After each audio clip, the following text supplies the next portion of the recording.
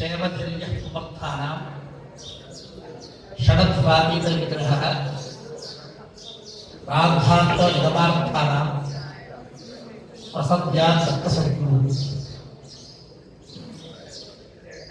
परस्पर तपस्संपत् फलानित परस्परौ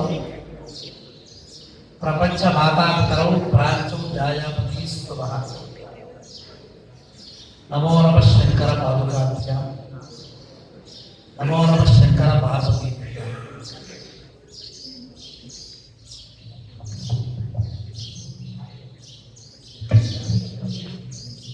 उपस्थितेभ्यः विद्वत्तर्गजेभ्यः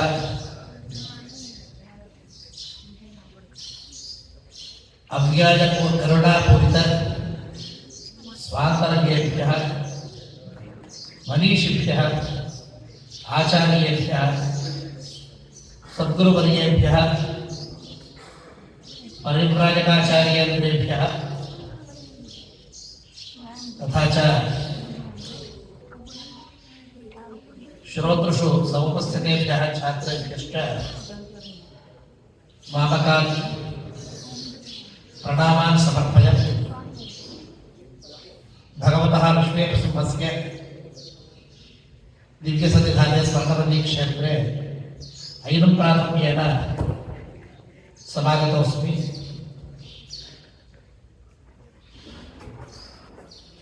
तत्र भवताम् आचार्याणां गंगाधरेन्द्र सरस्वती पूज्यपादानां दिव्यानुग्रहेण वैदिकोपकारकाः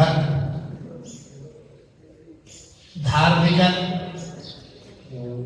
संवर्ग समुल्लसन्त्यः बह्व्यः कृतयः अत्र प्राचुर्येण वर्तन्ते इति अभिनन्दयन् एवमेव धार्मिक कर्मानुष्ठान परंपरा प्रवर्धतां प्रवर्तताम् इति भगवन्तं पौरपूर्येण प्रार्थयामि। अद्य प्रवचनाय प्रदत्तमंशम् अधिकृत्य किञ्चित् वक्तुमारभे।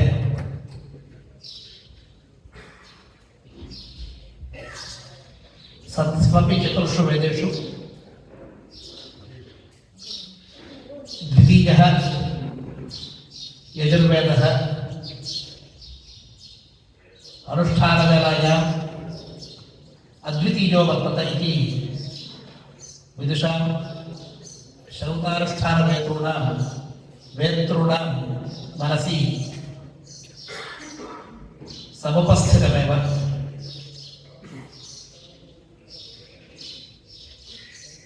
स्वकीय वेदभाष्यभूमिकायां श्रीमन्तः विद्याचरण विद्यालयमहोदयाः स्वामिनः एवं ब्रुवन्ति होतृगणस्यैव प्राथम्यस्य सद्भावेऽपि सर्वेषाम् अनुष्ठानानाम् अध्वर्युगणनिष्ठत्वात् तस्यैव प्राथम्यं युक्तम् इति कृत्वा स्वकीयां भूमिकाम् आलेखिरे।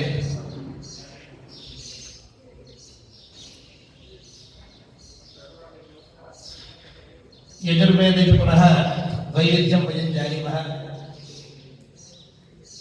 कृष्णशुक्लप्रभेदेन केचन जनाः वर्तन्ते शुक्लयजुर्वेदस्य प्रथमगणनं युक्तमिति तेषाम् अभिनिवेशं च अभिनन्दयन् वास्तविकीं स्थितिं किञ्चित् स्मारयितुम् इच्छामः। प्रथमम् आचार्यसकाशात् गृहीतं मन्त्रराशिम् उद्वम्य पुनः अपरं मन्त्रगणं स्वीचकार याज्ञवल्क्यः। अतः द्वितीयस्थानं तेषां शुक्लयजुषां भवति।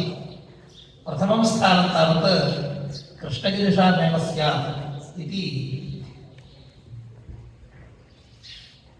अभिज्ञानां विदुषाञ्च मतं वर्तते एव। कथमेतत् कृष्णत्वम् इति अपरः प्रश्नः उदेति। कृष्णशब्दः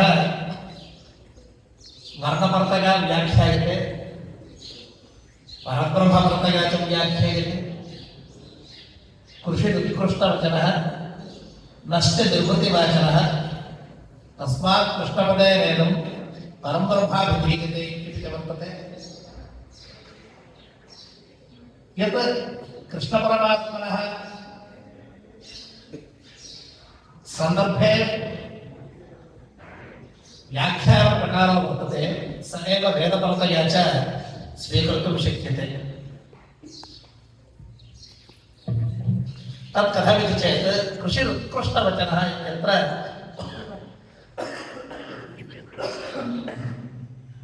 उत्कर्षः अत्र गम्यत एव वेदे, निर्वृतिवचनत्वं च अत्रैव गम्यते।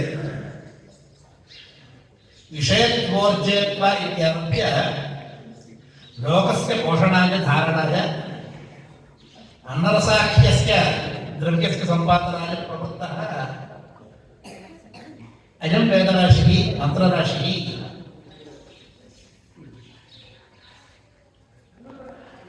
य एवं वेद इत्युपनिषत् इत्येतदन्तं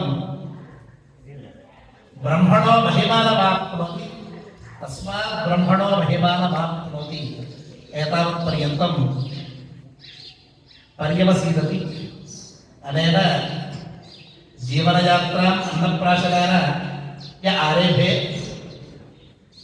तादृशः पुमान् ब्रह्मणः महिमानमाप्त्वा स्वकीयं जीवनं परिसमापये इति निर्वृतिवचनत्वं च वर्तते।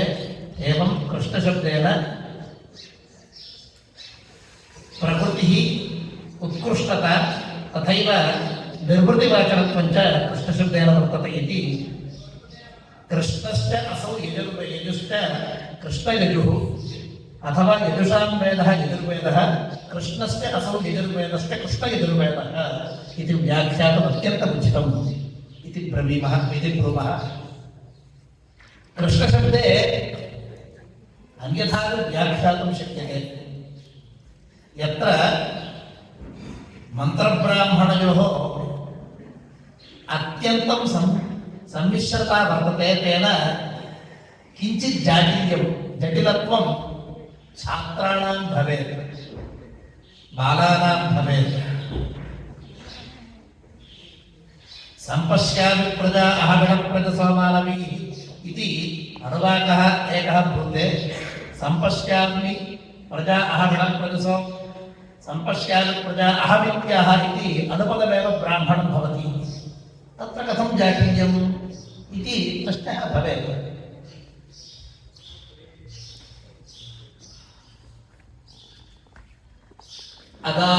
अगानग्निदित्याः यद्भुञ्जात अगन्नग्निर्जग्नावग्निङ्गमयेत्। अगान् अग्नि एतावत्पर्यन्तं मन्त्रराशिः इत्येवं ब्रूयादिति ब्राह्मणवाक्यम्। अगन् इति पुनः मन्त्रः इत्येवं ब्रूयादिति पुनः ब्राह्मणम् इति संसर्गः कदाचित् दृश्यते क्वचित्। अपरञ्च उदाहरणं वर्तते एव। ते अस्मै सर्वे कश्यपाः ज्योतिर्लभन्ते तान् सोमः कश्यपादधिरुद्धमति आरुणकेतुर्जिगः प्रश्ने वर्तन्ते वाक्यानि। तत्र कश्यपोष्टमः कश्यपः इति पदं मन्त्रः, अष्टमः इति पदं ब्राह्मणं वर्तते। एवं क्वचित् क्वचित् मन्त्रब्राह्मणयोः अत्यन्तं सुसर्गः वर्तते कृत्वा मन्त्रब्राह्मणयोः ऐक्यं दृश्यत इति हेतोः कृष्णत्वम् उपपद्यते इति अपरो हेतुः। अस्य कृष्णयजुर्वेदस्य कृष्णत्वसम्बोधने अस्मिन् कृष्णयजुर्वेदे तैत्तरीयशाखा अत्यन्तं प्रथिततमा वर्तते, विस्तृता। कठशाखा मैत्रावरुणशाखा च प्रशस्यते एव। अधुना तावत् अध्ययनपरम्परायां तैत्तरीयशाखा अत्यन्तम् आद्रियते तमाम् इति कृत्वा तत्रत्यान् कांश्चित् विषयान् ಉಪಪಾದಯಿತು ಇಚ್ಛಾಮಿ. ಸಂಸ್ಕೃತ ಭಾಷಾयामेव व्यवहारो भवति वा कन्नड भाषायां भवति वा?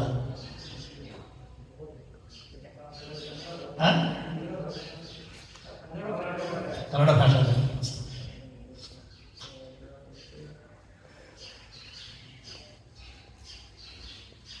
ಕೃಷ್ಣ ಯಜುರ್ವೇದವೆಂಬುದು ನಮಗೆ ಕರ್ನಾಟಕ, ಆಂಧ್ರ ಪ್ರದೇಶ ಮತ್ತು ತಮಿಳುನಾಡಿನಲ್ಲಿ, ಮಹಾರಾಷ್ಟ್ರದ ಕೆಲವೊಂದು ಭಾಗಗಳಲ್ಲಿ ಅಧ್ಯಯನ ಪರಂಪರೆಯಿದೆ. ಇದರಲ್ಲಿ ಮಂತ್ರ ಮತ್ತು ಬ್ರಾಹ್ಮಣಗಳ ಪಾಠವು ಜೊತೆಗಿರುವುದರಿಂದ ಇದನ್ನು ಸಾರಸ್ವತ ಪಾಠ ಎಂದು ಕೂಡ ಕರೆಯುತ್ತಾರೆ. ಸರಸ್ವತಿ ಪುತ್ರನಾದಂತಹ ಋಷಿ ನಾರದರಂತೆ ಕೆಲವರು ಹೇಳುತ್ತಾರೆ, ಆತ ಒಂದು ಕ್ರಮದಲ್ಲಿ ಯಾವಾಗ ಪಾರಾಯಣ ಮಾಡಿದ್ರೋ ಅದನ್ನು ನೋಡಿ ನಕ್ಕಿರುವಂತಹ ನಕ್ಕದ ನಿಂತಿನ ಋಷಿಗಳನ್ನು ನೋಡಿ, ಸಭಾಸದರನ್ನು ನೋಡಿ ಸರಸ್ವತಿ ದೇವಿ ಇನ್ನು ಮುಂದಕ್ಕೆ ಈ ಪಾಠವು ಕೂಡ ಲೋಕದಲ್ಲಿ ಪ್ರಚಾರದಲ್ಲಿರಲಿ ಅಂತ ಹೇಳಿದ್ರು ಅಂತ. ಆ ಕಾರಣದಿಂದ ಸಾರಸ್ವತ ಪಾಠ ಅಂತ ನಾವು ಪ್ರಕೃತ ಹಾರಿ ನಾವು ಮಾಡ್ತಿರುವಂತಹ ಅಧ್ಯಯನ ಕ್ರಮಕ್ಕೆ ಹೆಸರು ಅಂತ ಹೇಳ್ತಾರೆ. ಇಷಯತ್ವ ಎಂಬ ಪದದಿಂದ ಪ್ರಾರಂಭ ಮಾಡಿ ತಸ್ಮಾತ್ ಬ್ರಹ್ಮಣೋ ಮಹಿಮಾನಂ ಇದುವರೆಗೂ ಕೂಡ ಬಂದಿದೆ. ಕೃಷ್ಣ ಶಬ್ದ ನಿಮ್ಮೆಲ್ಲರಿಗೂ ಗೊತ್ತಿರುವ ಹಾಗೆ ಕೃಷ್ಣ ಪರಮಾತ್ಮನನ್ನು ವಾಸುದೇವರನ್ನು ಸಂಬೋಧಿಸುವುದು.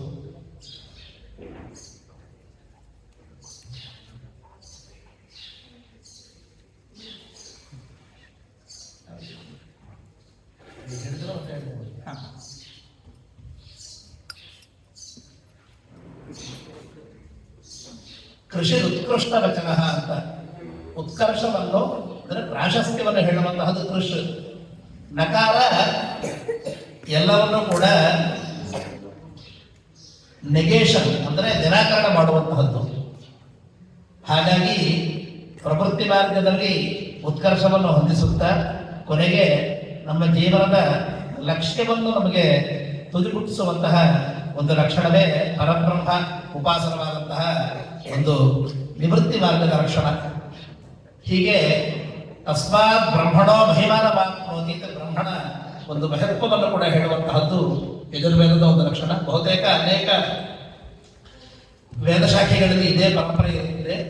ಯಜುರ್ವೇದದ ಉದಾಹರಣೆಯನ್ನು ತಗೊಂಡಿದ್ದೀವಿ. ಇವತ್ತಿನ ದಿನ ನಾವು ಮಾಡುವಂತಹ ಎಷ್ಟೋ ಕೆಲಸಗಳಿದೆಯಲ್ಲ, ಇದನ್ನು ಯಾವುದಕ್ಕೆ ಮಾಡ್ತಿದ್ದೀವಿ ಅಂತನ್ನುವಂತಹ ವಿಚಾರಣೆ ಮಾಡಕ್ಕೆ ನಮಗೆ ಪುರುಸೊತ್ತಿಲ್ಲ. ಚಿಕ್ಕ ವಯಸ್ಸಲ್ಲೇ ಶಾಲೆಗೆ ತಂದೆ ತಾಯಿಗೆ ಹಾಕಿದ್ರು, ಅಧ್ಯಯನ ಮಾಡ್ತಾ ಇದ್ದೀವಿ, ಆಗಲೂ ಕೇಳೋ ಹಾಗಿಲ್ಲ ಯಾಕೆ ಓದಬೇಕು ಅಂತ. ಅದು ವೇದಾಧ್ಯಯನ ಆದರೂ ಸರಿ, ಫಸ್ಟ್ ಸ್ಟ್ಯಾಂಡರ್ಡ್ ಆದರೂ ಸರಿ, ಮುಂದಕ್ಕೆ ಯಾವ ಪ್ರಶ್ನೆನೂ ಇಲ್ಲದೆ ಒಂದು ಶಾಲೆಗೆ ಸೇರೋದು, ಹಣ ಶಾಲೆಗೆ ಸೇರೋದು, ಕಾಲೇಜಿಗೆ ಸೇರೋದು, ವಿಶ್ವವಿದ್ಯಾಲಯ, ಅದಾದ್ಮೇಲೆ ಕೆಲಸ, ಆದ್ಮೇಲೆ ಮದುವೆ, ಆದ್ಮೇಲೆ ಮಕ್ಕಳು ಮತ್ತು ಅವರಿಗೆ ವಿದ್ಯಾಭ್ಯಾಸ ಮತ್ತು ಮೊಮ್ಮಕ್ಕಳು, ಎಲ್ಲೂ ಕೂಡ ನಾವು ಯಾತಕ್ಕೆ ನಾವು ಈ ಕೆಲಸ ಮಾಡಬೇಕು ಅಂತ ಯೋಚನೆ ಮಾಡುವ ಪರಿಸ್ಥಿತಿಯಲ್ಲಿ ಬರ್ತಾ ಇಲ್ಲ. ವೇದದಲ್ಲಿ ಈ ರೀತಿ ಯೋಚನೆ ಮಾಡದೆ ಕೆಲಸ ಮಾಡುವಂತಹದ್ದು ವೇದ ಋಷಿಗಳಿಗೆ ಅಭಿಪ್ರೇತವಾದಂತಹ ಅಂಶವನ್ನು ಯೋಚನೆ ಮಾಡಬೇಕು. ಎಷ್ಟೋ ಜನ ದೊಡ್ಡವರು ಹೇಳಿದ್ದಾರೆ ಅಂತ ಮಾಡ್ತಾ ಇದ್ದೀನಿ ಅಂತ, ಅಥವಾ ಇನ್ನೊಬ್ಬರು ಮಾಡ್ತಿದ್ದಾರೆ ಅಂತ ಮಾಡೋದು. ಗತಾನುಗತಿಕೋ ಲೋಕಃ ಲೋಕ ಪಾರಮಾರ್ಥಿಕ ಅಂತನ್ನುವಂತಹ ಪರಿಸ್ಥಿತಿ ಬಂದ್ಬಿಟ್ಟಿದೆ. ಅಥರ್ವ ವೇದದಲ್ಲಿ ಒಂದು ಮಂತ್ರ ಜ್ಞಾಪಕ ಬರುತ್ತದೆ, ಪಂಚಮ ಕಾಂಡದ ಪ್ರಥಮ ಮಂತ್ರ ಇದು.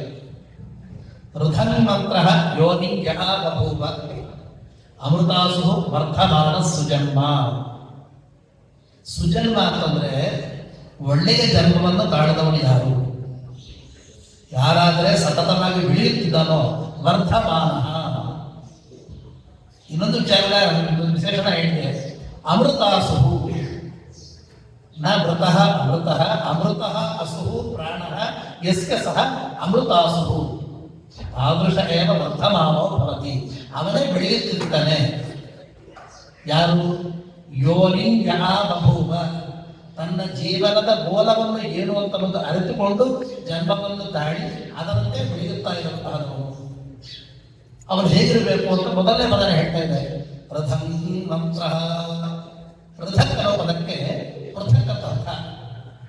ಯಜುರ್ವೇದದಲ್ಲಿ ಬರುತ್ತೆ, ಋಗ್ವೇದದಲ್ಲಿ ಸಾಕಷ್ಟು ಕಡೆ ಪೃಥಕ್ ಶಬ್ದ ಪ್ರಯೋಗವಾಗಿದೆ. ರಥಗಯಾಟ್, ರಥಗುಟಾಶ ನಿಷ್ಠ. ರಥಗಯಾಟ್ ಅಂದ್ರೆ ಪ್ರತ್ಯೇಕವಾಗಿ ತನ್ನ ಹೋಮವನ್ನು ಮಾಡಿದ ಅಂತ ಅರ್ಥ. ಈಗ ಅಮೃತಾಸುಹು ವರ್ಧಮಾನ ಅಂತಂದ್ರೆ ಅವನು ಬೆಳೆಯುತ್ತಿದ್ದಾನೆ ಅನ್ನೋದಕ್ಕೆ ಏನು ನಮಗೆ ಒಂದು ಪುರಾವೆ, ಯಾವುದಾದ್ರೂ ಒಂದು ನಿದರ್ಶನ ಬೇಕು ಅಲ್ಲ? ಏನು ಅಂತಂದ್ರೆ ರಥನ್ ಮಂತ್ರ, ಸ್ವತಂತ್ರವಾಗಿ ಯೋಚನೆ ಮಾಡುವಂತಹ ಒಂದು ಶಕ್ತಿ. ಇವತ್ತು ನಾವು ಎಷ್ಟೊತ್ತು ಮಾಡಿದ್ರು ಸಹ ಅಧ್ಯಯನ ಮಾಡಿದಾಗ ಅಲ್ಲಿ ನಮಗೆ ಪ್ರಮಾಣ ಪತ್ರ ಸಿಗ್ತದೆ. ಇವರು ಉಜ್ಜಯಿನವರು ನಮಗೆ ಛಾತ್ರವೃತ್ತಿ ಕೊಟ್ಟಿದ್ದಾರೆ, ಅಥವಾ GST ನಮ್ಮ ಮಾಡಿದ್ದಾರೆ. ಅಂದರೆ ಜೀವನದ ತುದಿ ಇದೆ ಅಂತ ಅನ್ನುವಂತಹ ವಿಷಯದಲ್ಲಿ ನಾವು ಯೋಚನೆ ಮಾಡೋದು. The winner they are trained to speak, to think. ಇಷ್ಟಕ್ಕಿಂತ ಬೇರೆ ಯೋಚನೆ ಮಾಡಬಾರದು ಅನ್ನುವಂತಹ ಪರಿಸ್ಥಿತಿ ನಮ್ಮಲ್ಲಿ ಬಂದ್ಬಿಡ್ತಾ ಇದೆ. ಯಾರು, ಯಾವ ಅಧ್ಯಾಪಕರು, ಯಾವ ತಂದೆ ತಾಯಿಯಿಂದರು ಮಂತ್ರದ್ರಷ್ಟಗಳಾದಂತಹ ಮಹಾ ತಪಸ್ವಿಗಳು ನಮ್ಮ ವಂಶದಲ್ಲಿ ನಮ್ಮ ಶಿಷ್ಯರಲ್ಲಾಗಬೇಕು ಅಂತ ಯಾರು ಕೊಡ್ತಾ ಇದ್ದಾರೆ? ಪ್ರಧಾನ ಮಂತ್ರ ಅಂತ ಹೇಗಾಗ್ತಾ ಇದೆ? ಋಗ್ವೇದದ ಒಂದು ಕಡೆ ಹೇಳ್ತಾರೆ, ಕವಿರ್ ವಿಪ್ರಹ ಅಜಾಯತ. ಎಲ್ಲಿ? ಉಪಹ್ವರೆ ನದೀನಾಂ ಸಂಗತೇಜ ಗಿರೀನಾಂ ಧಿಯಾ ವಿಪ್ರಹ ಅಜಾಯತ ಅಂತ. ಅಂತಹ ಉಪಹ್ವರ ಅಂತಂದ್ರೆ ಒಂದು ಗವಿ. ಅಂತಹ ಗವಿಯಲ್ಲಿ ಕೂತ್ಕೊಂಡು ಅಥವಾ ನದಿ ಸಂಗಮದಲ್ಲಿ ಕೂತ್ಕೊಂಡು ತಪಶ್ಚರ್ಯೆಯನ್ನು ಮಾಡಿ ಪ್ರಧಾನ ಮಂತ್ರ, ಪೃಥಕ್ಕಾದಂತಹ ಒಂದು ಒಳ್ಳೆಯ ಮಂತ್ರರಾಶಿಯನ್ನು ತಾನು ಕಾಣಬೇಕು ಅಂತನ್ನುವಂತಹ ಬಯಕೆ ಎಷ್ಟು ಜನರಿದೆ. ಅದು ಸಾಧ್ಯವ ಬೇಡವ ಅನ್ನೋ ವಿಚಾರ ಬೇರೆ. ಅಷ್ಟು ಯೋಚನೆ ಮಾಡಕ್ಕೆ ನಾವು ಸಿದ್ಧವಿದ್ವಿ. ಛಾತ್ರವೃತ್ತಿ ಅವರು ಮೂಲಾಂತ ಕೊಡ್ತಾ ಇದ್ದಾರೆ. ಅದಾದ್ಮೇಲೆ ಛಾತ್ರವೃತ್ತಿಯಿಂದ ಅಧ್ಯಯನ ಬೇಕಾದ್ರೆ ನಿಮಗೆ ನಡೆಯಕ್ಕೆ ಒಬ್ಬರು ಹೇಳ್ಕೊಟ್ಟಿದ್ದಾನೆ ಅಂತಂದ್ರೆ ಇನ್ನು ಮುಂದಕ್ಕೆ ನಡೆಯಬಾರ್ದು ಅಂತ ಅರ್ಥನ ಅಲ್ವನ್ನ? ಹಾಗಾಗಿ ನಮ್ಮ ಮಂತ್ರದ ಅರ್ಥ ಅಂತಂದ್ರೆ ಇದರ ಯೋಚನೆ ಏನು ಅಂತ ಸ್ವಲ್ಪ ತಿಳಿಯಬೇಕು. ಇದಕ್ಕಾಗಿ ಫಂಡಮೆಂಟಲ್ಸ್ ಆಫ್ ಪ್ಯೂರಿಫಿಕೇಶನ್, ನಮ್ಮ ಜೀವನದ ಮೌಲಿಕ ಅಂಶಗಳೇನಿದೆ ಅಂತ ಅನ್ನೋದನ್ನ ಯಜುರ್ವೇದ ನಮಗೆ ಹೇಗೆ ಹೇಳ್ಕೊಡ್ತಿದೆ ಅಂತ ಸ್ವಲ್ಪ ಯೋಚನೆ ಮಾಡುವಂತಹ ವಿಧಾನದ ಬಗ್ಗೆ ನಿಮ್ಮ ಗಮನವನ್ನು ಸೆಳೆಯುವುದಕ್ಕೆ ಈ ಸಣ್ಣ ಪ್ರವಚನದಲ್ಲಿ ಪ್ರಯತ್ನ ಮಾಡೋಣ ಅಂತ ಅನ್ಕೊಂಡಿದ್ದೀನಿ. ಹೇಳ್ತಾರಲ್ಲ, ನಲೋಕ ಪಾರಮಾರ್ಥಿಕ ಅನ್ನೋದು ಇರಬೇಕು ಅಂತ ನಮ್ಮ ಶಾಸ್ತ್ರದ ಅಭ್ಯಾಸಗಳೇ ಇಲ್ಲ. ಶ್ರದ್ಧೆ ಇರಬೇಕು, ಗುರುಗಳ ವಚನವನ್ನು ಕೇಳಲೇಬೇಕು, ಆಚರಣೆ ಮಾಡಲೇಬೇಕು. ಆದರೆ ಯಾಕೆ ಹೇಳಿದ್ದಾರೆ ಯೋಚನೆ ಮಾಡಬಾರದು ಅಂತ ಒಂದು ಕಡೆನೂ ಹೇಳಿಲ್ಲ. ಅಂಧಶ್ರದ್ಧೆಯಲ್ಲಿ ಹೇಳೋದಕ್ಕೆ ಕೆಲವು ಧರ್ಮಗಳಿಂದ ನಾವಿಲ್ಲ. ನೀವು ಯಜುರ್ವೇದ ಪಾಠಗಳು ಸುಮಾರು ಜನ ಇದ್ರಿ ಇಲ್ಲಿ. ಎಷ್ಟೋ ಕಡೆ ನೀವು ಬರುತ್ತೆ, ಬ್ರಹ್ಮವಾದ್ಯ ಭವದೇತ ಬ್ರಹ್ಮವಾದಿನೋ ವದಂತಿ ಬ್ರಹ್ಮೋದ್ಯಂ ಭವತ. ಬ್ರಹ್ಮೋದ್ಯಂ, ಬ್ರಹ್ಮವಾದ್ಯಂ, ಈ ಪದಗಳಿಗೆ ಅರ್ಥ ಏನು? ಬ್ರಹ್ಮವಾದಿನೋ ವದಂತಿ ಅಂದ್ರೆ ವೇದವನ್ನು ಪಾಠ ಮಾಡುವಂತಹ ನವರು ಈ ವೇದ ಮಂತ್ರಗಳಿಂದ ನಮಗೆ ಯಾವ ಕ್ರಿಯೆ ಉದ್ಬುದ್ಧವಾಗಿದೆಯೋ ಈ ಕ್ರಿಯೆಯಿಂದ ಏನು ಪ್ರಯೋಜನವಾಗುತ್ತೆ ಅಂತ ಯೋಚನೆ ಮಾಡಬೇಕು. ಅದನ್ನು ನಮಗೆ ಮತ್ತೆ ಮತ್ತೆ ತಿಳಿಸಲೇ ಬ್ರಹ್ಮವಾದಿನವರಂತೆ ಇರುವಂತಹ ಪದದಲ್ಲಿದೆ. ವಿಚಿಕಿತ್ಸಾಯಾಂಚ ಅಂತ ಒಂದು ವ್ಯಾಕರಣ ಸೂತ್ರ ಕೂಡ ಇದೆ. ವಿಚಿಕಿತ್ಸೆ ಅಂತಂದ್ರೆ ವಿಚಾರಣೆಯಲ್ಲಿ ಪ್ಲುತ ಶಬ್ದದ ಒಂದು ಪ್ಲುತೋಚ್ಚಾರಣವಾಗಬೇಕು ಅಂತ ಕೂಡ ಇದೆ. ಬ್ರಹ್ಮವಾದಿನೋ ವದಂತಿ ವಿಚಿತ್ಯ ಸೋಮ ನ ವಿಚಿತ್ಯ, ಈ ರೀತಿ ಹೇಳ್ಕೊಂಡು ಹೋಗ್ತಾರೆ. ನಿಮ್ಮೆಲ್ಲರಿಗೂ ಗೊತ್ತಿರೋ ಹಾಗೆ ದರ್ಶಪೂರ್ಣಮಾಸ ಪ್ರಕರಣದಲ್ಲಿ ಒಂದು ವಿಚಾರಣಾ ಪದ್ಧತಿ ಇದೆ. ಯಾವುದಾದ್ರೂ ಒಂದು ಪದಾರ್ಥವನ್ನು, ದ್ರವ್ಯವನ್ನು ಶುದ್ಧ ಮಾಡಬೇಕು ಅಂದ್ರೆ ಏನ್ ಮಾಡ್ತೀರಿ? ನೀರನ್ನು ಚಿಮುಕಿಸ್ತೀರ. ಪ್ರೋಕ್ಷಣ, ಪ್ರೋಕ್ಷತಿ. ಅದ್ಭಿರ್ಹವೀಗುಂಷಿ ಪ್ರೌಕ್ಷಿ ಕೇನಾಪ ಇತಿ. ಹವೀಂಷಿ ಸರ್ವಾಣಿ ಅದ್ಭೀರ್ ಪ್ರೌಕ್ಷಿ ತ್ವಂ. ಎಲ್ಲ ಹವಿಸ್ಸುಗಳನ್ನು ಕೂಡ ನೀವು ಕೈಯಿಂದ ನೀರನ್ನು ತಗೊಂಡು ಪ್ರೋಕ್ಷಣೆ ಮಾಡ್ತಾ ಇದ್ದೀರ. ಈ ನೀರು ಶುದ್ಧವಾಗಿದೆಯಾ ಅಂತ ನಿಮ್ಗೆ ಹೇಗೆ ಗೊತ್ತು? ಕೇನ ಅಪಪ್ರೋಕ್ಷಿ. ನೀರನ್ನು ಯಾವುದನ್ನು ಪ್ರೋಕ್ಷಣೆ ಮಾಡಿದ್ರಿ? ನೀರನ್ನು ನೆಲದಲ್ಲಿ ಮಾಡಿದಿರ, ಅದು ಹೇಗೆ ಶುದ್ಧವಾಗುತ್ತೆ? ಬ್ರಹ್ಮಣೇ ಬ್ರೂಯಾತ್, ನೀವು ಹೇಳುವಂತಹ ಮಂತ್ರಗಳ ಒಂದು ಸಾಮರ್ಥ್ಯದಿಂದ ಆ ನೀರು ಶುದ್ಧವಾಗುತ್ತೆ ಅಂತ ಮಂತ್ರದ ಸಾಮರ್ಥ್ಯವನ್ನು ಹೇಳ್ಕೊಟ್ಟಿದ್ದಾರೆ. ಸೊ ಇದು ಫಂಡಮೆಂಟಲ್ ಥಿಂಕಿಂಗ್, ಮೌಲಿಕವಾಗಿ ಯೋಚನೆ ಮಾಡಬೇಕಾದಂತಹ ಅಂಶಗಳು. ಇನ್ನೊಂದು ವಿಚಾರದಲ್ಲಿ ಹೀಗೆ ಬರುತ್ತೆ, ಎಲ್ಲ ಕಡೆ ಅಭಿಹಾರ ಮಾಡ್ತೀವಿ ನಾವು. ಹೋಮ ಅಂತಂದ್ರೆ ಅಭಿಹಾರ. ಅದಕ್ಕೆ ಮತ್ತೊಂದು ಕಾರಣ ಕೂಡ ಹೇಳಿದ್ದಾರೆ, ಯಾತಯಾಮಂ ಅಂತ ಒಂದು ಪದ. ಯಾತಃ ಯಾಮಃ ಯಸ್ಯತತ್ ಯಾತಯಾಮ ಅಂದ್ರೆ ಶೆಲ್ಫ್ ಲೈಫ್ ಮುಗಿದು ಹೋಗಿರುವಂತಹದ್ದು, ಅಂದ್ರೆ ಅದ್ರ ಎಕ್ಸ್ಪೈರಿ ಡೇಟ್ ಆಗೋಗಿದೆ. ಅದನ್ನು ಯಾತಯಾಮ ಅಂತ ಸಂಸ್ಕೃತದಲ್ಲಿ ಕರೀತಾರೆ. ನಾವು ಎಕ್ಸ್ಪೈರ್ಡ್ ಪ್ರಾಡಕ್ಟ್ ಅಂತೀವಲ್ಲ, ಅದಕ್ಕೆ ಯಾತಯಾಮ ಅಂತ ಹೆಸರು. ಯಾತಕ್ಕೆ ಪ್ರತಿಯೊಂದು ಹೋಮದಲ್ಲೂ ಕೂಡ ಈ ಆಜ್ಯದ ವಿಶೇಷತೆ ಏನು ಅಂತಂದಾಗ, ಯಾತಯಾಮತ್ವ ಆಜ್ಯಕ್ಕೆ ಇಲ್ಲ. ಅನ್ನ ಮಾಡಿದ್ರಿ ಹೋಗ್ಬಿಡುತ್ತೆ, ಹಾಲು ಹಾಕಿದ್ರಿ ಹೊಡೆದು ಹೋಗ್ಬಿಡುತ್ತೆ, ಮೊಸರು ಹೊಡೆದು ಹೋಗ್ಬಿಡುತ್ತೆ. ಇನ್ನು ಯಾವುದೇ ಪದಾರ್ಥವನ್ನು ತಗೊಂಡ್ರು, ಇನ್ನು ಮಾಂಸಾಹಾರಿ ದ್ರವ್ಯಗಳಂತೂ ಹೋಗ್ಬಿಡುತ್ತೆ. ಪ್ರತಿಯೊಂದಕ್ಕೂ ಎಕ್ಸ್ಪೈರಿ ಡೇಟ್ ಉಂಟು. ಆದರೆ ಅಯಾತಯಾಮತ್ವ ಯಾವುದರಲ್ಲಿದೆ ಅಂದರೆ ಆಜ್ಯದಲ್ಲಿದೆ. ಪ್ರಜಾಪತಿರ್ಯಜ್ಞಾನ ಸರ್ಗತ ಪ್ರಜಾಪತಿರ್ದೇವೇಭ್ಯೋ ಯಜ್ಞಾನ್ ಜಾತಿಶತ ಸ ಆತ್ಮನ್ನಾಜ್ಯವದತ್ತ ತಂ ದೇವಾ ಅಬ್ರುವನ್ ಏಷ ನಾಮ ಯಜ್ಞಃ ಯದಾಜ್ಯಂ ಅಪ್ಯೇವನೋತ್ರಾಸ್ತಿ ಸೋಬ್ರವೀತ್ ಯಜಾನವಃ ಆಜ್ಯಭಾಗಾಪಸ್ತ್ರಣಾನ್ ಅಭಿಘಾರಯಾತಿ. ಆಜ್ಯದಿಂದ ಏನು ಮಾಡ್ತಾರೆ? ತಸ್ಮಾತ್ ಯಜಂತಿ ಅಭಿಘಾರಯಂತಿ. ಯಜ್ಞ ಮಾಡಕ್ಕೆ, ಉಪಸ್ತರಣ ಮಾಡಕ್ಕೆ, ಅಭಿಧಾರಣ ಮಾಡಕ್ಕೆ, ಕೊನೆಗೆ ಆಜ್ಯೇಣ ಪ್ರಾಶನ ಅಂತ ಪ್ರತ್ಯೇಕದಲ್ಲಿ ಬರುತ್ತೆ. ಎಲ್ಲದಕ್ಕೂ ಕೂಡ ಆಜೀವ ಬೇಕು. ಆಗ ಪ್ರಶ್ನೆ ಕೇಳ್ತಾರೆ, ಯಾಕೆ ಆಜೀವ ಪ್ರಶ್ನೆ ಅಂದ್ರೆ ಅಜಾತಯ ಮಮಾಜ್ಯಂ ಪ್ರಾಜಾಪತ್ಯಕ್ಕೆ ಬ್ರೂಯಾತ್. ಪ್ರಜಾಪತಿ ಎಲ್ಲವೂ ಪ್ರಜಾಪತಿ ನಿರ್ಮಿತವೇ, ಆದರೆ ಪ್ರಜಾಪತಿ ತನ್ನಗೋಸ್ಕರ ಎಷ್ಟೋ ಪ್ರಾಡಕ್ಟ್ಸ್ ಇದ್ದಾಗ ಅಮ್ಮಗೋಸ್ಕರ ಸೀಮಿತ ಮಾಡ್ಕೊಂಡು ಕೆಲವು ಪರ್ಸನಲ್ ಐಟಮ್ಸ್ ಇರುತ್ತೆ. So the best are reserve for ours. ಇರೋದ್ರಲ್ಲಿ ತುಂಬಾ ಶ್ರೇಷ್ಠವಾದಂತಹ ನಮಗೋಸ್ಕರ ಇಟ್ಕೊತೀವಿ. ಆ ಥರ ಆ ಜೀವನ ಪ್ರಜಾಪತಿ ತನ್ನಗೋಸ್ಕರ ಇಟ್ಕೊಂಡಿದ್ದ ಅಂತ ಹೇಳ್ತಾರೆ. ಮತ್ತೆ ಎಲ್ಲಾ ಕಡೆ ಅಭಿಹಾರ ಮಾಡ್ತಿದ್ದಾರಲ್ಲ ನೀವು. ಈಗ ನಮಗೆ ಮತ್ತೆ ಪೌರಾಣಿಕ ಕಾಂಡದಲ್ಲಿ ಬರುತ್ತೆ, ದೇವಾಸುರ ಸಂಯತ್ತ ಆಸನ್ ಸ ಏತಮಿಂದ್ರ ಆಜ್ಯಸ್ಯಾವಕಾಶವ ಪಶ್ಯತ್. ಅದು ಹೇಳ್ತಾರೆ, ಯತ್ ಆಜ್ಯೇನ ಅನ್ಯಾನಿ ಹವೀನುಷ್ಯ ವಿಧಾರಯತಿ ಅಥ ಕೇನಾಜ್ಯಮಿತಿ. ಈ ತುಪ್ಪವನ್ನು ತಗೊಂಡು ಎಲ್ಲ ಹರಸುಗಳನ್ನು ಅಭಿಹಾರ ಮಾಡ್ತಾ ಇದ್ದೀವಿ, ತುಪ್ಪಕ್ಕೆ ಯಾವುದರಿಂದ ಅಭಿಹಾರ ಮಾಡ್ತೀವಿ ಅಂತ ಹೇಳಿದಾಗ ಸತ್ಯೇನೇತಿ ಬ್ರೂಯಾತ್. ಸತ್ಯದಿಂದಲೇ ಇದಕ್ಕೆ ಸಂಸ್ಕಾರ ಮಾಡ್ತಾ ಇದ್ದೀವಿ ಅಂತ. ಸತ್ಯ ಏನಿದೆ? ಸತ್ಯ ಎನ್ನುವುದು ಅಮೂರ್ತ ಪದಾರ್ಥ, ಅದು ಮೂರ್ತ ದ್ರವ್ಯವಲ್ಲ. ನೈಯಾಯಿಕರು ದೇವರಥ ಮಹಾಚಾರ್ಯ ಗೊತ್ತಿದ್ದಾರೆ, ಮೂರ್ತ ದ್ರವ್ಯವಲ್ಲ ಸತ್ಯ. ಮತ್ತು ಸತ್ಯದಿಂದ ಅಮೂರ್ತ ದ್ರವ್ಯದಿಂದ ಮೂರ್ತ ದ್ರವ್ಯಕ್ಕೆ ಹೇಗೆ ಸಂಸ್ಕಾರ ಮಾಡೋದು ಅಂದ್ರೆ ಚಕ್ಷುರಾಜ್ಯ ಸಂಯೋಗ, ಚಕ್ಷು ಸಂಯೋಗ. ಚಕ್ಷುರ್ವೈ ಸತ್ಯಂ ಅದ್ರ ನಿತ್ಯ ಅದರ್ಶಮಿತಿ ತತ್ ಸತ್ಯಂ. ಏನ್ ಸ್ವಾಮಿ ನೀವು ನೋಡಿದ್ರ? ಹೌದು, ನನ್ನ ಕಣ್ಣಿನಿಂದ ನಾನು ನೋಡಿದ್ದೇನೆ ಅಂತ ಯಾವಾಗ ನಾವು ಘಂಟಾಘೋಷವಾಗಿ ಹೇಳಿದ್ವೋ ಅದು ಮಾತ್ರ ಸತ್ಯ. ಋಗ್ವೇದದಲ್ಲಿ ಕೂಡ ಹೇಳ್ತಾರೆ, ಅನುಷ್ಟ್ಯ ನೀ ನೋಡಿದ್ಯಾ ಅಂತ ಹೇಳಿದಾಗ ವಿಮದಮಾನಜೋಹ ಯತರಜೋಹ ವಿಮದಮಾನಜೋಹ. ಇಬ್ಬರು ಗಲಾಟೆ ಮಾಡಬೇಕಾದ್ರೆ ಯಾರು ಮಾಡಿದಾರೆ ಅಂತಂದ್ರೆ ನಾನು ನೋಡಿದ್ದೀನಿ ಅಂತ ಹೇಳಿದಾಗ ಅದು ಸತ್ಯ ಗೊತ್ತಾಗುತ್ತೆ. ತತ್ ಸತ್ಯಂ.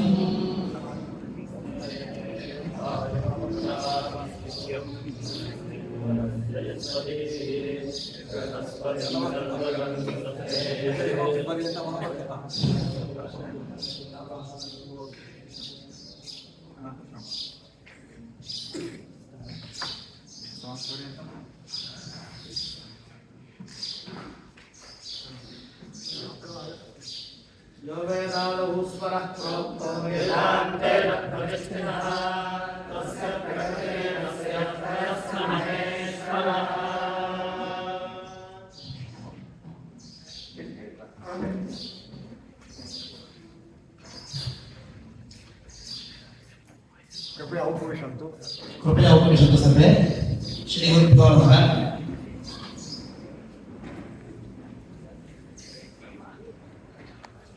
इतः परं तस्मात् छन्दस्य विचारणा किञ्चित् क्रियते. ತಸ್ಮಾತ್ ಎಂಬ ಪದಕ್ಕೆ ಯಜುರ್ವೇದದಲ್ಲಿ ಸಾಕಷ್ಟು ಮಹತ್ವ ಇದೆ. ತಸ್ಮಾತ್ ಅಂತಂದ್ರೆ ಕನ್ನಡ ಭಾಷೆಯಲ್ಲಿ ಅದ್ದೂರಿಯಾಗಿ ಹೇಳ್ಬೋದು, ಅದರಿಂದ ಅಂತ ಒಂದು ಅರ್ಥ, ಆದ್ದರಿಂದ ಅಂತ ಎರಡನೇ ಅರ್ಥ. ಆ ಎರಡು ನೋಡಕ್ಕೆ ನಮಗೆ ಒಂದೇ ತರ ಅನಿಸುತ್ತೆ. ಅದರಿಂದ ಆದ್ದರಿಂದ ಏನ್ ವ್ಯತ್ಯಾಸ ಅಂತ. ತಸ್ಮಾತ್ ಯಜ್ಞಾತ್ ಸರ್ವಹುತಃ ಸಾಮಾನ್ಯ ಯಜ್ಞರೇ. ಸಂಸ್ಕೃತ ಭಾಷೆಯಲ್ಲಿ ನಮಗೆ ಪಂಚಮಿ ವಿಭಕ್ತಿ ಅಂತ ಒಂದು ಪ್ರಯೋಗವಿದೆ.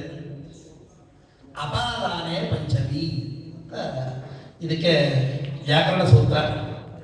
ಅಪಾದಾನ ಅಂದ್ರೆ ಏನು ಅಂತಂದ್ರೆ ಧ್ರುವಂ ಅಪಾಯೇ ಅಪಾದಾನಂ. ಕಾಶಿಕಾ ವೃತ್ತಿಯಲ್ಲಿ ಹೇಳ್ತಾರೆ, ಅಪಾಯೇ ವಿಶ್ಲೇಷೆ ಸತಿ ಏತ ಧ್ರುವಂ ಭವತಿ ಮತ್ತು ಅಪಾದಾನ ಸಂಧಿವಂ ಸ್ಯಾತ್ ಅಂತ. ಯಾವುದಾದರೂ ಎರಡು ವಸ್ತುಗಳು ಬೇರೆ ಆದಾಗ ಯಾವುದು ದೃಢವಾಗಿ ಸ್ಥಿರವಾಗಿ ದೊಡ್ಡದಾಗಿರುತ್ತದೋ ಅದನ್ನ ಅಪಾದಾನ ಅಂತ ಕರೀಬೇಕು ಅಂತ. ತಸ್ಮಾತ್ ಯಜ್ಞಾತ್ ಸರ್ವಹುತಃ ರಿಜಸ್ಸಾಮಾನಿ ಯಜ್ಞರೇ. ತಸ್ಮಾತ್ ಅಶ್ವ ಅಜಾಗಂತ. ಈ ತಸ್ಮಾತ್ ಶಬ್ದದಿಂದ ಏನಾಗ್ತಿದೆ ಅಂತಂದ್ರೆ ಯಾವುದೋ ಒಂದು ದೊಡ್ಡ ವಿಚಾರದಿಂದ ಮತ್ತೊಂದು ಚಿಕ್ಕ ವಿಚಾರ ಹುಟ್ಟು ಬರ್ತಾ ಇದೆ, ಚಿಕ್ಕ ಚಿಕ್ಕ ವಸ್ತುಗಳು ಹುಟ್ಟು ಬರ್ತಾ ಇದೆ. ಪ್ರಕೃತ ಆ ಪರಮ ಪುರುಷನಿಂದ, ಪರಮಾತ್ಮನಿಂದ ಅಥವಾ ಪರಬ್ರಹ್ಮನಿಂದ ಋಗ್ವೇದ, ಯಜುರ್ವೇದ, ಸಾಮವೇದ ಇವೆಲ್ಲ ಹುಟ್ಟಿ ಬಂದಿವೆ ಅಂತ ಗೊತ್ತಾಗ್ತಾ ಇದೆ. ತಸ್ಮಾದಶ್ವ ಅಜಾಗಂತ. ಆ ಪರಮ ಪುರುಷನಿಂದ ಅಶ್ವಾದಿ ಪ್ರಾಣಿಗಳ ಉತ್ಪತ್ತಿ ಆಯಿತು ಅಂತ. ಈ ರೀತಿ ತಸ್ಮಾತ್ ಶಬ್ದದಿಂದ ಒಂದು ಪರಬ್ರಹ್ಮವಾಚಕ ಅಂತ ಅನ್ನೋದು. ಆಮೇಲೆ ತತ್ ಶಬ್ದ ಅನ್ನೋದು ಯಾವತ್ತು ಪೂರ್ವ ಪರಾಮರ್ಶಕ, ಪ್ರಸಿದ್ಧ ಪರಾಮರ್ಶಕ ಅಂತ ಗೊತ್ತಿದೆ ನಮಗೆ. ಇದು ಅಪಾದಾನ ಸಂಜ್ಞೆಯಿಂದ ಹೇಳಿರುವಂತಹದ್ದು. ಮತ್ತು ಹೇತು ಪಂಚಮಿ ಅಂತ ಎರಡನೇದಿದೆ. ಅದರ ಕನ್ನಡದಲ್ಲಿ ಆದ್ದರಿಂದ ಅಂತ ಕರೀತೀವಿ. ಆದ್ದರಿಂದ ಈ ರೀತಿ ಈ ಆದ್ದರಿಂದ ಅಂತ ಹೇತು ಇದೆಯಲ್ಲ, ಈ ಹೇತವು ಪಂಚಮಿಯಲ್ಲಿ ಇದರಲ್ಲಿ ಉತ್ಪ್ರೇಕ್ಷೆ ಅನ್ನೋದು ಒಂದು ಆಲಂಕಾರಿಕರು ಹೇಳ್ತಾರೆ. ಸಂಭಾವನಾ ಸ್ಯಾದ್ ಉತ್ಪ್ರೇಕ್ಷ ವಸ್ತು ಹೇತು ಫಲಾತ್ಮನ. ವಸ್ತುತ್ಪ್ರೇಕ್ಷ, ಹೇತುತ್ಪ್ರೇಕ್ಷ, ಫಲೋತ್ಪ್ರೇಕ್ಷ ಅಂತ ಪೂರ್ವಶಂಕರಣದ ಆಲಂಕಾರಿಕರು ಹೇಳ್ತಾರೆ. ನಮಗೆ ಈ ವೇದದ ವ್ಯಾಖ್ಯಾನದ ವಿಚಾರದಲ್ಲಿ ಎಲ್ಲವೂ ಕೂಡ ನಮಗೆ ಗ್ರಾಹ್ಯವೇ. ಈಗ ಎರಡು ಉದಾಹರಣೆಗಳು ನೋಡೋಣ. ತಸ್ಮಾನ್ನ ಭಾಗಂ ನಿರ್ಭಜಂತಿ ಅಂತ. ಈ ವಿಚಾರ ಯಾವುದು ಅಂತಂದ್ರೆ ವೇದೀಕರಣದ ಸಂದರ್ಭದಲ್ಲಿ ಅಲ್ಲಿರುವಂತಹ ಸ್ತಂಭ ಯಜುಹು ಅಂತ ಒಂದು ದಬ್ಬೆ ಕಟ್ಟು. ಸ್ತಂಭ ಯಜುರು ಹಾರತಿ ಅಂತ ವಿಧಿವಾಕ್ಯ. ಈ ಸ್ತಂಭಗೆ ಜಸ್ಸನ್ನು ಅಲ್ಲಿ ತಗೊಂಡು ಹೋಗಬೇಕು. ಪಾಂಸುರಹಿತಂ ದರ್ಭಂ ದರ್ಭಮುಷ್ಟಿಂ ಅನ್ಯತ್ರ ಗುರುಣಾತಿ ಅಂತ ಅರ್ಥ, ಅನ್ಯತ್ರ ಹಾರತಿ ಅಂತ ಅರ್ಥ. ಅದರಲ್ಲಿ ಯಾರನ್ನ ಅಲ್ಲಿಂದ ನಾವು ಕಣಚಿ ಹಾಕ್ತೀವಿ, ಯಾರು ಕಳಿಸ್ಬಿಡ್ತೀವಿ ಅಂತಂದ್ರೆ ಯಾರಿಗೆ ಅದರ ಮೇಲೆ ಭಾಗದ ಮೇಲೆ, ಅಲ್ಲಿರುವಂತಹ ಒಂದು ಭಾಗದ ಮೇಲೆ ಯಾರಿಗೆ ಆಸಕ್ತಿ ಇದೆಯೋ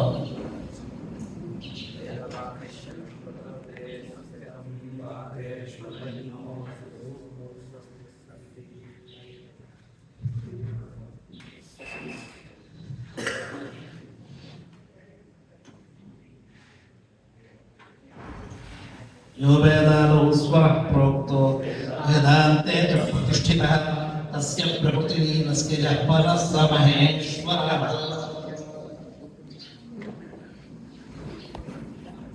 ಉಪನಿಷತ್. ಹಾಗಾಗಿ ಯಾವುದಾದ್ರೂ ಒಂದು ವಸ್ತುವಿನ ಮೇಲೆ ಅಪೇಕ್ಷೆ ಇರುವಂತಹದವರೆಲ್ಲರನ್ನ ಒಬ್ಬರೊಬ್ಬರನ್ನ ತೆಗೆದು ಹಾಕ್ತಾ ಇರ್ತೀವಿ. ಹಾಗಾಗಿ ಅಪೇಕ್ಷೆ ಇಲ್ಲದೆ ಇದ್ದರೆ ನಮಗೆ ಈ ಅನ್ಯತಃ ಭಯ, ಬೇರೆಯವರಂದ್ರೆ ನಮಗೆ ಹೆದರಿಕೆ ಇರೋದಿಲ್ಲ ಅಂತ ತಸ್ಮಾತ್ ಶಬ್ದದಿಂದ ಒಂದು ವಿಚಾರಣೆ ಹೇಳ್ತಾರೆ. ಎಷ್ಟೋ ಜನ ನಾವು ಕೆಲಸ ಮಾಡ್ತೀವಿ, ಮಾಡಿದ ಮೇಲೆ ಮುಂದಕ್ಕೆ ನಮಗೆ ಏನಾಗುತ್ತೆ, ಪದವಿ ವಿರಮಣ ಸಮಯದಲ್ಲಿ ಪೆನ್ಷನ್ ಸಿಗುತ್ತಾ ಅಂತ ಸಂದೇಹ ಬರುತ್ತೆ. ಈ ಸಂದರ್ಭದಲ್ಲಿ ವೇದದಲ್ಲಿ ಮತ್ತೊಂದು ವಿಚಾರ ಅದೇ ಪ್ರಕರಣದಲ್ಲಿದೆ. ಅಗ್ನಿಗೆ 3 ಜನ ಅಣ್ಣ ತಮ್ಮಂದಿರಿದ್ದಂತೆ. ಅಗ್ನೇಯಸ್ತ್ರಜ ಧ್ಯಾಯಾಮಂ ಸಹ ಭ್ರಾತರ ಆಸನ್. ಅಣ್ಣಂದರು 3 ಜನ ಇದ್ರು. ತೇ ದೇವೇಭ್ಯೋ ಹವ್ಯಂ ವಹಂತಃ ಪ್ರಾಣೀಯಂತ. ದೇವತೆಗಳಿಗೆ ಹವ್ಯವನ್ನು ತಗೊಂಡು ಹೋಗ್ತಾ ಎಲ್ಲರೂ ಕೂಡ ಅವರು ದೈವಾಧೀನರಾದರು. ಸೋ ನಮ್ಗೆತ ಏನಪ್ಪ ಕಥೆ, ಇದೇ ತರ ದೇವತಾ ಗಣಕ್ಕೆ ಸೇವೆ ಮಾಡ್ತಾ ಮಾಡ್ತಾ ನನ್ನ ಆನಂದರನ್ನ ಹೋಗ್ಬಿಟ್ಟಿದ್ದಾರೆ. ಮುಂದಕ್ಕೆ ನನಗೂ ಇದೇ ಕಥೆ ಆಗುತ್ತಲ್ಲ ಸರ್, ನಾನು ಕೆಲಸ ಮಾಡೋಣ ಅಂತ ವಿಶ್ರಾಂತಿ ತಗೊಳಕ್ಕೆ ಅಲ್ಲಿಂದೆಲ್ಲ ಮಾಯ ಆಗ್ಬಿಟ್ಟ. ಆ ಸಮಯದಲ್ಲಿ ಎಲ್ಲೋ ನೀರಿನ ಕೆಳಗೆ ಅಡಗಿಕೊಂಡಿದ್ರೆ ಅಲ್ಲಿರುವಂತಹ ಈ ಅಗ್ನಿಯ ಈ ಶಾಖ ಬಂದು ಕಾಣದಾದ್ರೆ ಎಲ್ಲೋ ಮೀನುಗಳೆಲ್ಲ ಹೇಳ್ತಂತೆ, ನೋಡಿ ಅಗ್ನಿ ನಮ್ಮಲ್ಲಿದ್ದಾನೆ ಅಂತ. ಆಗ ಅಗ್ನಿದೇವನು ಶಾಪ ಕೊಟ್ಟಂತೆ, ತಸ್ಮಾನ್ ಮತ್ಸ್ಯಂ ಧಿಗಾಧಿಗಾಂತಿ ಶಬ್ದೋ ಹಿತಮನ್ವವಿತ್ತಂ.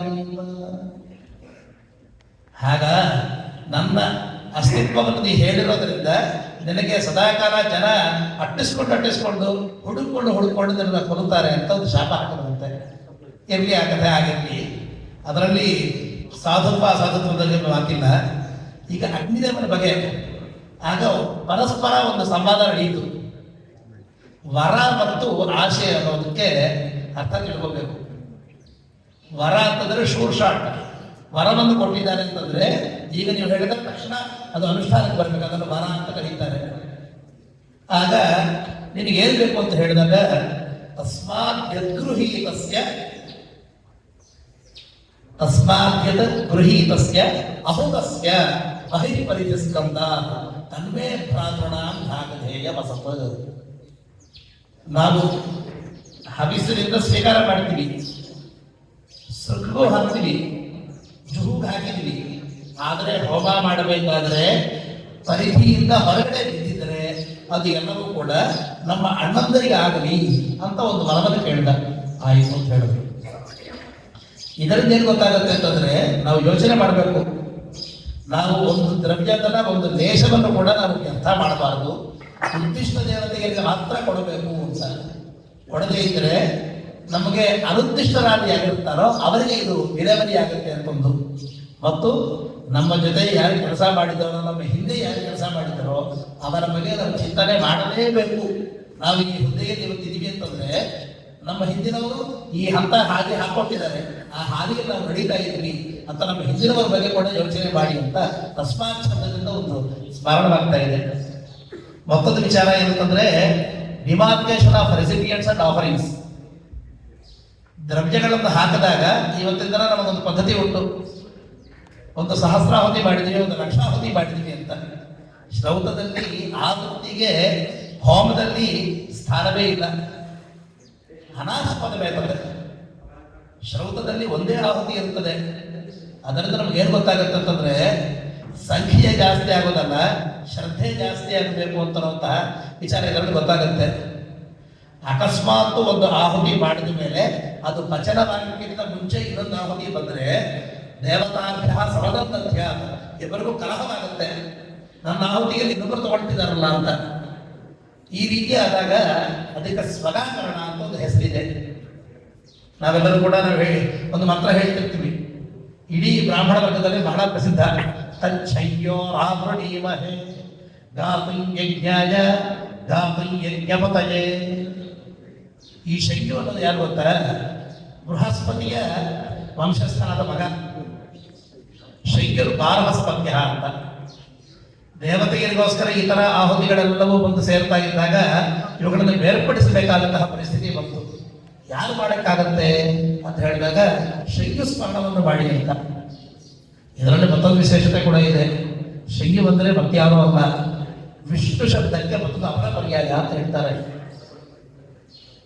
ವಿಷ್ಣುವಿಗೆ ಶಯ್ಯು ಅಂತ ಮತ್ತೊಂದು ಹೆಸರಿದೆ ಅಂತ. ಶಂ ಯೋಹ ಅನ್ನೋ ಎರಡು ಪದಕ್ಕೆ ಶಂಯೋಹನು ಕೂಡ ನಮಗೆ ಸಮಾಸವನ್ನು ಕೂಡ ಹೇಳಿದ್ದಾರೆ. ಏನ್ ಹೇಳ್ತಿದ್ದಾರೆ ಅಂತಂದ್ರೆ ಅದನ್ನ ಬೇರ್ಪಡಿಸಿ ಯಾವ ಯಾವ ದೇವತೆಗೆ ಏನು ಸೇರುತ್ತೆ ಅಂತ ಅನ್ನೋದನ್ನ ಸಮರ್ಪಣೆ ಮಾಡಬೇಕು ಅಂತ ಹೇಳ್ತಾರೆ. ಈ ಸಂದರ್ಭದಲ್ಲಿ ಮತ್ತೊಂದು ವಿಚಾರವನ್ನು ಕೂಡ ಹೇಳಿದ್ದಾರೆ ಅಲ್ಲಿ. ಅವಿಧಿನ ಅಕೃತಮೇವ ಅಂತ. ಯಾವ ವಿಧಿಯೂ ಇಲ್ಲದೆ ತಮ್ಮ ಕಪೋಲ ಕಲ್ಪನೆಯಂತೆ ಯಾವ ಯಾವ ಕರ್ಮಗಳನ್ನು ಮಾಡೋದು. ಇವತ್ತು ಚಂಡಿ ಪುರಸ್ಸರ, ಗಾಯತ್ರಿ ಪುರಸ್ಸರ, ಮಹಾಗಣಪತಿ ಪುರಸ್ಸರ, ಲಕ್ಷ್ಮೀ ನರಸಿಂಹ ಯಾಗವನ್ನು ಮಾಡ್ತಾ ಇದ್ವಿ ಅಂತ ನಮ್ಮ ಗುರುಗಳು ಹೇಳ್ತಿದ್ರು. ಈ ರೀತಿ ಈ 4 ದೇವತೆಗಳನ್ನು ಸಂಯೋಜನೆ ಮಾಡಕ್ಕೆ ವೈಧತ್ವ ಯಾವುದಾದ್ರು ವಿಧಿವಾಕ್ಯ ಇದೆಯಾ? ಶ್ರೌತದಲ್ಲಿ, ಸ್ಮಾರಕದಲ್ಲಿ ಅಥವಾ ಸೂತ್ರಕಾರರಲ್ಲಿ ನಿಮಗೆ ಏನು ಅನಿಸಿದ್ರೆ ಅದೆಲ್ಲ ಮಾಡ್ಬೋದಾ? ಶುರು ಮಾಡ್ತಾರೆ ಪ್ರಾರಂಭದಲ್ಲಿ 8 ಆಹುತಿ ಹಾಕ್ತೀನಿ ಅಂತ, ಪಕ್ಕದವ್ರು ಯಾರೋ ಒಂದು 10 ಕಿಲೋ ತುಪ್ಪ ಕೊಟ್ಟರು ಅಂತ ಹೇಳಿ ಅದನ್ನು ಸಹಸ್ರಾಹುತಿ ಮಾಡ್ಬಿಟ್ಟಿದ್ದಾರೆ. ಅದಕ್ಕೇನು ವಿಧಿ ಬೇಡವಾ? ಅದನ್ನು ಸ್ಪಷ್ಟವಾಗಿ ಹೇಳಕ್ಕೆ ನಮಗೆ ಇದೇ ಆಖ್ಯಾಯಿಕೆ ಏನಿದೆ. ತಸ್ಮಾದ್ಯದ ಬ್ರಾಹ್ಮಣೋಕ್ತ ಅಶ್ರದ್ಧಾನೋ ಯಜತೆ ಸಂಯಮೇವ ತಸ್ಯ ಬಾರಹಸ್ಪತ್ಯಂ ಯಜ್ಞಸ್ಯಾಶೀರ್ಗಚ್ಚತಿ. ಸಂಯಮರು ಕೇಳಿದಂತೆ ಎಲ್ಲ ದೇವತೆಯರಿಗೂ ಅವರವರ ಆವಿರ್ಭಾಗಗಳನ್ನು ಬೇರ್ಪಡಿಸುವಂತ ಆತ ಕೇಳಿದಂತೆ, ಆಯ್ತು ರೀ, ಒಂದು ಅಗ್ರಿಮೆಂಟ್, ನಿಮಗೆ ಬೇಕಾದ ಕೆಲಸ ನಾನು ಮಾಡಿಕೊಟ್ಟಿದ್ದೀನಿ, ನನಗೇನು ಪ್ರಯೋಜನ ಅಂತ ಹೇಳಿದಾಗ, ಹಾಗಾದ್ರೆ ಒಂದು ಕೆಲಸ ಮಾಡೋಣ.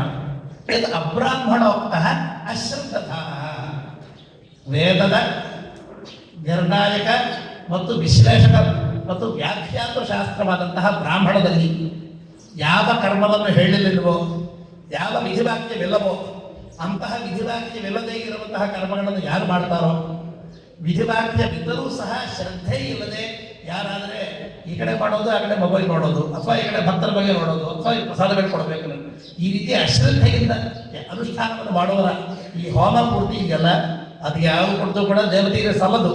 ಮತ್ತೆ ಯಾರಿಗೆಂದ್ರೆ ಶೈಲಿಗೆ ಬರುತ್ತೆ. ಹಾಗಾದ್ರೆ ನಾವು ಮಾಡ್ತಿರುವಂತಹ ಹೋಮಕ್ಕೆ ಫಲವಿಲ್ಲದ ಇಲ್ಲ ಸ್ವಾಮಿ. ನಾನು ಮಾತಲ್ಲ, ಇದರಲ್ಲಿ ವೇದದಲ್ಲಿರೋ ವಾಕ್ಯ. ಇದು ಒಂದು ರೀತಿಯ ವಿಚಾರಣೆ. ಇದರಲ್ಲಿ ಪರಮಾರ್ಥ ಒಂದು ಕಾಣಿಸ್ತಾ ಇದೆ. ಶ್ರೀ ಶಬ್ದಕ್ಕೆ ಏನರ್ಥ ಹೇಳಿದ್ವಿ? ವಿಷ್ಣು ಅಂತ ಹೇಳಿದ್ವಿ. ಭಗವದ್ಗೀತೆಯಲ್ಲಿ ವಾಚ ನೋಡಿ, ಒಂದು ವಾಕ್ಯ ಇದೆ ನೋಡಿ, ಯಾವ ಯಾವ ಭಾವದಿಂದ ನೀವು ಅರ್ಚನೆ ಮಾಡಿದರೂ ಸಹ ಸರ್ವದೇವ ನಮಸ್ಕಾರ ಕೇಶವಂ ಪ್ರತಿಗಚ್ಚತಿ. ಈ ಯಾವುದೇ ಭಾವನೆ, ಯಾವುದೇ ಹೆಸರು ಹೇಳಿದ್ರು ಸಹ ಎಲ್ಲವೂ ನನಗೇ ಸೇರ್ತಾ ಇದೆ. ಮತ್ತೊಂದು ಮಾತು ಹೇಳ್ತಾರೆ, ನೀವು ಉಗ್ರದೇವತಾ ಆಗಲಿ ಅಥವಾ ಮತ್ತೊಂದು ಕಾಮನೆಯಿಂದ ನೀವು ನಿಮ್ಮ ಸಲ್ಲಿಕೆಗಳನ್ನು, ನಿಮ್ಮ ಬೇಡಿಕೆಗಳನ್ನು ಸಲ್ಲಿಸಿದ್ರು ಸಹ ಎಲ್ಲವೂ ನನಗೆ ಬರುತ್ತೆ ಅಂತ. ಅಂದರೆ ಸಾಕ್ಷಾತ್ ಸಂಬಂಧವಿಲ್ಲದೆ ಇದ್ದರೂ ಸಹ ನಾವು ಯಾವುದೇ ಕಾರ್ಯಕ್ರಮ ಮಾಡಿದ್ರು ಮನೆಗೆ ಹೋಗಿ ಅದು ವಿಷ್ಣುವಿನ ಪಾದಕ್ಕೆ ಸೇರುತ್ತೆ ಅಂತ ಈ ಉದಂತದಿಂದ ನಮಗೆ ಶೈಲಿಯು ಮತ್ತು ವಿಷ್ಣು ಶಬ್ದಗಳ ಪ್ರಯೋಗದಿಂದ ಗೊತ್ತಾಗ್ತಾ ಇದೆ. ಹಾಗಾಗಿ ನಿಮಗೆ ನೇರ ಪ್ರಯೋಜನ ಬೇಕು ಅಂತಂದ್ರೆ ಬ್ರಾಹ್ಮಣ ವಾಕ್ಯದಲ್ಲಿ ಇದ್ದಂಗೆ ವಿಧಿ ವಾಕ್ಯದಲ್ಲಿ ಇದ್ದ ಹಾಗೆ ಪ್ರಯೋಜನ ಮಾಡಿ. ಇಲ್ಲದಿದ್ರೆ ಗವರ್ಮೆಂಟ್ ಟ್ರೆಷರಿ ಅಕೌಂಟ್ ಉಂಟು, ಏನ್ ಮಾಡಿದ್ರು ಮಾಡದೇ ಇದ್ರು ಎಲ್ಲ ಫೈಲ್ಗಳು ಹೋಗಿ ಅವರಿಗೆ ಸೇರುತ್ತೆ. ಆ ರೀತಿ ನಿಮ್ಗೆ ಟ್ರೆಷರಿ ಅಕೌಂಟ್ ಹೋಗ್ಬೇಕು ಅಂದ್ರೆ ಹೋಗಿ ತಕ್ಷಣ ನಿಮ್ಗೆ ಪಾಸ್ ಇಲ್ಲ, ಯಾವತ್ತೋ ಸಿಗುತ್ತೆ. ಯಾಕಂದ್ರೆ ನಹಿ ಕಲ್ಯಾಣಕ್ಕಷ್ಟೇ ದುರ್ಗದಿಂದ ಆತ ಗಚ್ಚತಿ. ಒಳ್ಳೆ ಕೆಲಸ ಮಾಡಿದ್ರೆ ಯಾವತ್ತು ವೇಸ್ಟ್ ಆಗಲ್ಲ, ಆದ್ರೆ ಇವತ್ತು ನಿಮ್ಮ ಫಲ ಸಿಗಲ್ಲ ಅಂತ ಅನ್ನುವಂತಹ ವಿಚಾರ ತಸ್ಮಾತ್ ಶಬ್ದದಿಂದ ನಮಗೆ ಗೊತ್ತಾಗ್ತಾ ಇದೆ. ಮತ್ತು ಇದೇ ಸಂದರ್ಭದಲ್ಲಿ ಯಾರಾದರೆ ಕರ್ಮಾನುಷ್ಠಾನ ನಿರತರಾಗ್ತಾರೋ ಅವರಿಗೆ ನಾವು ಏನಾದರೂ ತೊಂದರೆ ಕೊಡಬಾರ್ದು. ತಸ್ಮಾತ್ ಬ್ರಾಹ್ಮಣಾದ ನಾಮ ಗುರೇತ ನದಿ ಹಲ್ಯ ಲೋಹಿತ ಕುಡಿಯಾದ. ಅವರಿಗೆ ಹಿಂಸೆ ಮಾಡಬೇಡಿ, ಅವರ ಮೇಲೆ ಕೈ ಎತ್ತಬೇಡಿ, ಯಾವುದೇ ಕಾರಣಕ್ಕೂ ಅವರಿಂದ ರಕ್ತ ಸುರಿಯುವಂತಹ ಹಿಂಸೆ ಮಾಡಬೇಡಿ ಅಂತ ನಮಗೆ ಒಂದು ಎಚ್ಚರಿಕೆ ಕೊಡ್ತಾ ಇದ್ದಾರೆ. ಈ ಥರ ಮಾಡಿದ್ರೆ ನಮ್ಮ ಹಿರಿಯರಿಗಾಗಲಿ ನಮ್ಮ ವಂಶಜರಿಗಾಗಲಿ ಯಾರಿಗೂ ಕೂಡ ಸಂತತಿ ಇಲ್ಲ. ಈ ಕರ್ಮವನ್ನು ಮಾಡಿದ ದುಷ್ಕೃತಿ ಮಾಡುವಂಥದವನ್ನು ಯಾರಿದ್ದಾರೋ, ನಾವು ಒಂದು ಕಡೆ ಸತ್ಕಾರ್ಯ ಮಾಡ್ತೀವಿ ಅಂತ ತಿಳ್ಕೊಳ್ತೀವಿ, ಆದರೆ ಮತ್ತೊಂದು ಕಡೆ ನಾವು ಈ ರೀತಿ ಪಾಪಕೃತ್ಯಗಳನ್ನು ಮಾಡಿದಾಗ ನಮಗೆ ಯಾವ ರೀತಿಯ ಫಲವೂ ಸಿಗಲ್ಲ ಮತ್ತು ನಮಗೆ ಪಿತೃಲೋಕಕ್ಕೆ ಹೋಗುವಂತಹ ಒಂದು ಅವಕಾಶವೂ ಇಲ್ಲದೆ ನೀವು ನರಕದಲ್ಲಿ ಇರ್ತೀಯ ಅಂತ ಹೇಳ್ತಾ ಇದೆ.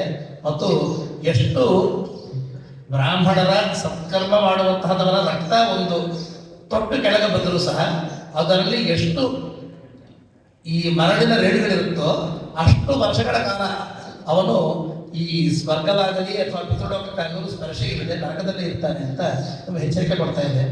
ನಮಗೆ ಯಜುರ್ವೇದದಲ್ಲಿ ತಸ್ಮಾತ್ ತಸ್ಮಾತ್ ತಸ್ಮಾತ್ ಅನ್ನುವ ಶಬ್ದದಲ್ಲಿ ವಸ್ತುತ್ಪ್ರೇಕ್ಷೆ, ಫಲೋತ್ಪ್ರೇಕ್ಷೆ ಹಾಗೂ ಹೇತುತ್ಪ್ರೇಕ್ಷ ಈ ರೀತಿ ಸಾಕಷ್ಟು ನಮಗೆ ವಿಚಾರಣೆಗಳು ಬರ್ತಾ ಇದೆ. ಆದ್ದರಿಂದ ನಾವು ನಮ್ಮ ಅನುಷ್ಠಾನ ಕ್ರಮದಲ್ಲಿ, ನಮ್ಮ ಅಧ್ಯಯನದ ಕ್ರಮದಲ್ಲಿ ಇರಬೇಕಾದ್ರೆ ನಾವೆಲ್ಲರೂ ಕೂಡ ಯಾತಕ್ಕೆ ಈ ವಾಕ್ಯಗಳನ್ನು, ಈ ಕರ್ಮಗಳನ್ನು ಅನುಸರಿಸುತ್ತೇವೆ ಅಂತನ್ನುವಂತಹ ಒಂದು ವಿಚಾರಣೆಗೆ ಎಲ್ಲರೂ ಮಾಡಲೇಬೇಕು. ಇವತ್ತು ಪ್ರಸಾದ್ ಕೇಶವ ಹತ್ರ ಮಾತಾಡ್ತಾ ಇದ್ದೆ, ಇಲ್ಲಿರುವಂತಹ ವೇದಭಾಷೆಯ ಅಧ್ಯಾಪಕರು ಸ್ವಾಮಿ ಎಷ್ಟು ಜನ ನಿಮ್ಮ ಹತ್ರ ಅಧ್ಯಯನಕ್ಕಿದ್ದಾರೆ ಅಂತ. ಇಬ್ಬರಿದ್ದಾರೆ ಅಂತ ಹೇಳಿದ್ರು. ಮೂಲಾಧ್ಯಯನಕ್ಕೆ ನಮಗೆ 60 ಜನ ಸಿಗ್ತಾರೆ. ಭಾಷ್ಯಾರ್ಥ ವಿಚಾರಣೆಗೆ ಒಬ್ಬರು ಸಿಗೋದು ಕಷ್ಟ, ಇಬ್ಬರು ಸಿಕ್ಕಿದ್ರೆ ಮಹಾಪುಣ್ಯ. ಈ ರೀತಿ ಪರಿಸ್ಥಿತಿ ಬದಲಾವಣೆ ಆಗಬೇಕು ಅಂತಂದ್ರೆ ಈ ತಸ್ಮಾತ್ ಶಬ್ದದ ವಿಚಾರಣೆಯಲ್ಲಿ ನಾವೆಲ್ಲರೂ ತೊಡಗಿದಾಗ ಮೊದಲು ವೇದಭಾಷ್ಯಾರ್ಥ, ಅದಾದ್ಮೇಲೆ ವೇದಾರ್ಥ ವಿಚಾರ ಶಾಸ್ತ್ರವಾದಂತಹ ಮೀಮಾಂಸಾಧ್ಯಯನ ಎರಡನ್ನೂ ಮಾಡುವಂತಹ ಒಂದು ಸಂದರ್ಭ ಒದಗಿ ಬರುತ್ತದೆ ಅಂತ ಹೇಳುತ್ತಾ, ಆ ರೀತಿ ವೇದಾರ್ಥ ವಿಚಾರಣೆ ಮಾಡುವಂತಹ ಶಕ್ತಿ ಮತ್ತು ಶ್ರದ್ಧೆ ನಮ್ಮಲ್ಲಿ ಮೂಡಿ ಬರಲಿ ಅಂತ ಪರಮೇಶ್ವರನ್ನು ಪ್ರಾರ್ಥನೆ ಮಾಡೋಣ. ಮಂಗಳಂ ಮಹತ್. ಸ್ವಸ್ತಿ ಪ್ರಜಾಭ್ಯ